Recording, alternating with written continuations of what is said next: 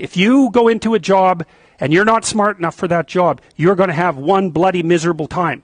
And you're going to make life wretched for the people around you because you won't be able to handle the position. And as you climb hierarchies of competence, the demand on fluid intelligence increases.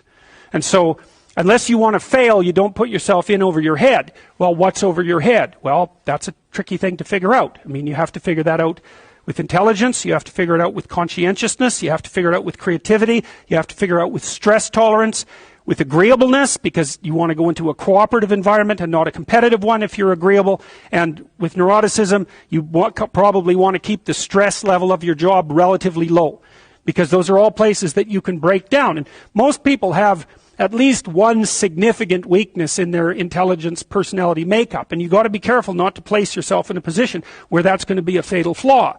But what you really want to do, as far as I can tell, if you want to maximize your chances for both success and let's say well-being, is you want to find a strata of occupation in which you would have an intelligence that would put you in the upper quartile. That's perfect. Then you're a big fish in a small pond. And you don't want to be the stupidest guy in the room. It's a bloody rough place to be. So, and you probably don't want to be the smartest guy in the room either, because what that probably means is you should be in a different room. If you're right at the top, you've mastered it. It's time to go somewhere where you're a little lower so that you've got something to climb up for. And if you're not hyper conscientious, for example, you're probably not going to want a job that you have to work 70 hours a week at, because you're just not wired up that way. You'd rather have some leisure, and more power to you. If that's how you're wired up, there's nothing wrong with having some leisure.